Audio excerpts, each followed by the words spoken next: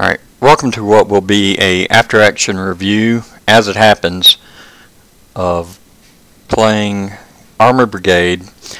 This is a current build that is not available on the website, www.armoredbrigade.com. The version that you can download from there is a freeware version. It's version 0.812b.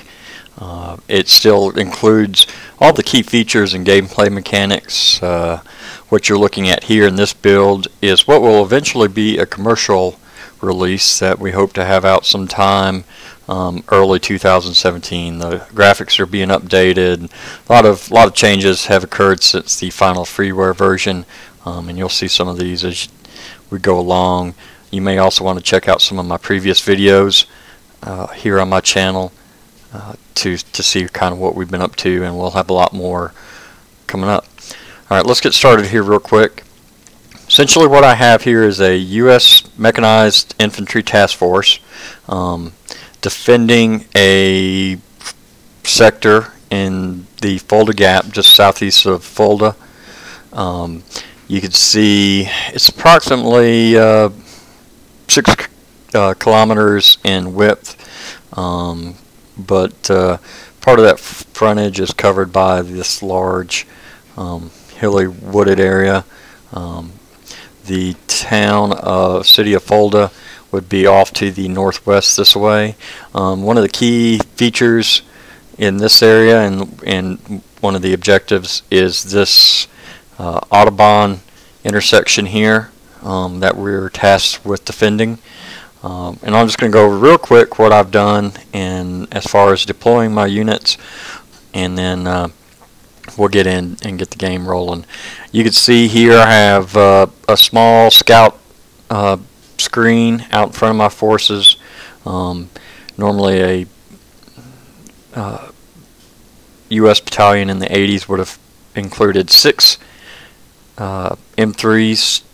But for this mission I only gave myself 4 to simulate either 2 of them being tasked to another mission by headquarters, or being destroyed or broken down on the side of the road, just to make it a little bit more challenging. And they're screening out in front, spread pretty thin, but hopefully able to cover a lot of ground. You can see I can click on the line of sight tool, hotkey L, and you can see real quick when I click on the units what they can see.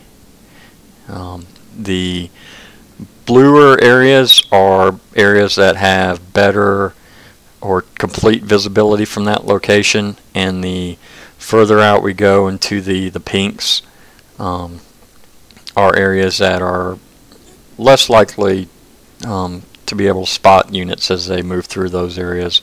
We also did add a feature where you can change the color mode of the line of sight. I'm a fan of the old blue and pinks, but you can change it to where it uses the default UI colors, which isn't too bad. I may have to get used to that one day. And then white to dark gray. Not a fan of that, but somebody might like it, so it's there. Anyways, alright, back to what we have here. Further behind the scouts, I've got one mechanized infantry team consisting of 2 platoons of Bradleys with infantry, and also an attached platoon of M1 Abrams, just the basic standard old M1 version. You can see here with the using the height button, which is hotkey H, kind of the topography of the area. Here's higher ground where the scouts are. The valley down here is in the darker green. I have my Abrams platoon center north of the town of I forgot the village name, but it's north up here on this higher ground. And then I've got two of the Abrams back behind the terrain feature, so I can move them as needed and use that terrain feature to hopefully screen their movement once contact's made. Back here, I have a mechanized infantry company deployed here along the at the river crossing just to the east of the main objective, and they're spread out along the edge of the town here in various positions. Took a while to make sure we had good line of sight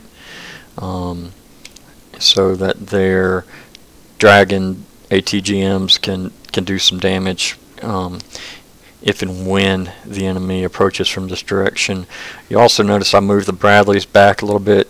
I know that at some point I'm probably going to get hammered by Soviet artillery, and I really don't want to lose the Bradleys right off the bat. So I've got them moved back for the most part. You can see one last platoon here overlooking the river crossing just right off the objective in this residential area. Down here to the south on my right flank, I've got another mechanized infantry task team, again with a platoon of M1 Abrams, and again they are kind of deployed in the same situation as the team that they're on their left flank, with 2 Abrams overwatching from good positions on high ground, and the other 2 masked by that high ground to hopefully allow them to move and hit the enemy force as they come into this kill zone here. You can see I've got some artillery target reference points, and also have a couple of missions of scatterable artillery deployed mines. Here's one of the target reference points for mines, and here's another up here. And finally, you can see here my reserve of my reserve company, which consists of 4 Abrams and 4 Bradleys with their infantry, and a headquarters section of Abrams.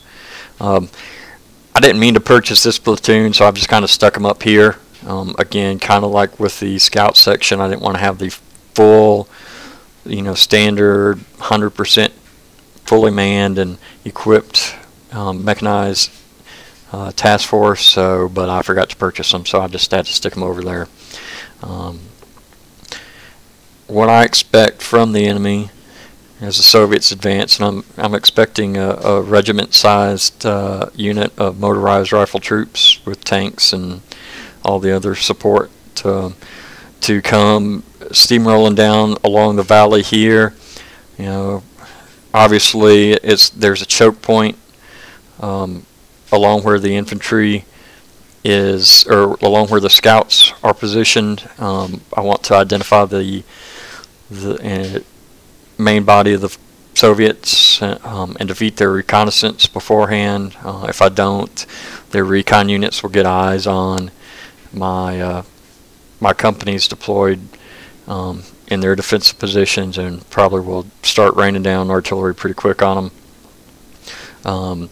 But either the Soviets are going to come through here along the south bank of the river and try and roll up through this valley here into my rear, or they may just try and steamroll through this area and to reach the objective here with the Autobahn intersection. So we'll see what happens. I'm going to hit the start button. I've already deployed everything, so we can get into this.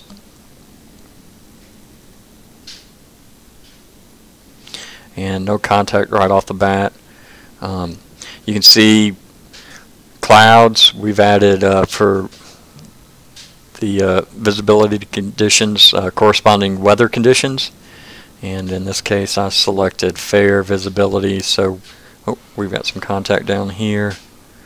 Looks like early reconnaissance elements of the Soviet advance, and they've been quickly dispatched by the scouts. Here in the north, we've got them attempting to cross this little valley.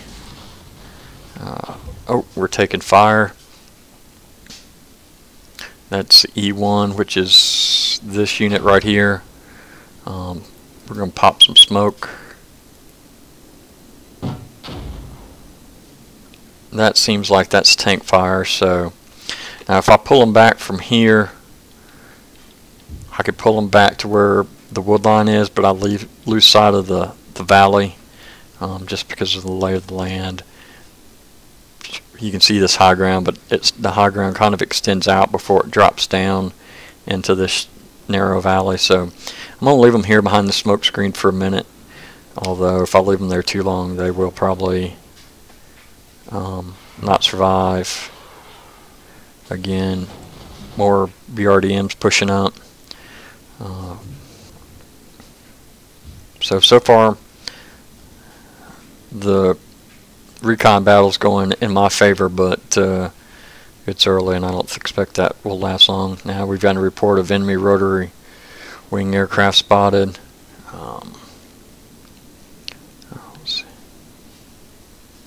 I don't see them. They must have, one of my units caught a quick glimpse of them and they quickly disappeared, so that's going to happen especially as helicopters move up into their battle positions. You may catch a glimpse of them and then they will vanish. So I'm going to pause this right now and we'll pick up back as the action progresses. Oh wait, there we've got contact with Hind moving up, and quickly as it appeared, it disappeared. So it's moving around what's a pretty formidable high ground on this map. And what it looks like happened, it was crossing this high point right here, and it's since moved back down into this little draw here in this area. And my guess it's probably going to have a battle position there, which could threaten this. Nope, there he is. He popped back up again. So he's moving up further. Well, let's see. We'll stick with this for a minute and see what happens.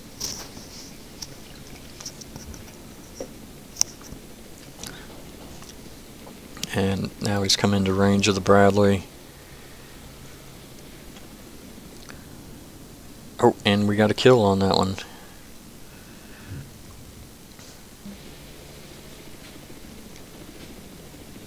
Got another one moving in. And I like to play a lot of times, especially for videos and stuff, with the sprites on large setting.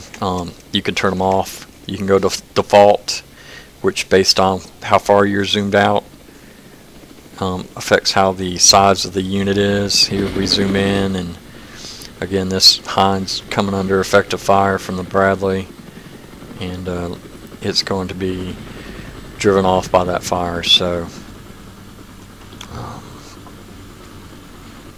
that threat's at least gone, but you can see, you know, the size of it here with it on default. Now I can go to medium and it appears bigger, and then again the large. I'll go medium here and let everybody get a look at that.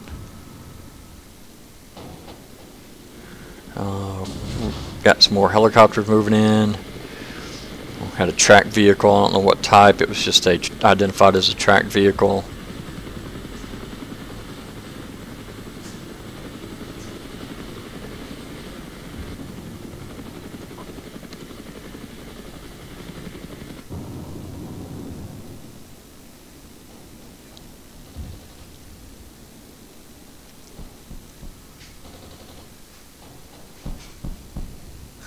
Let's see, it looks like we've got some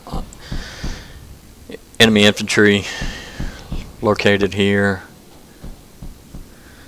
Now at this point I probably need to start deciding what to do with my scouts. See a group of tracked vehicles here, and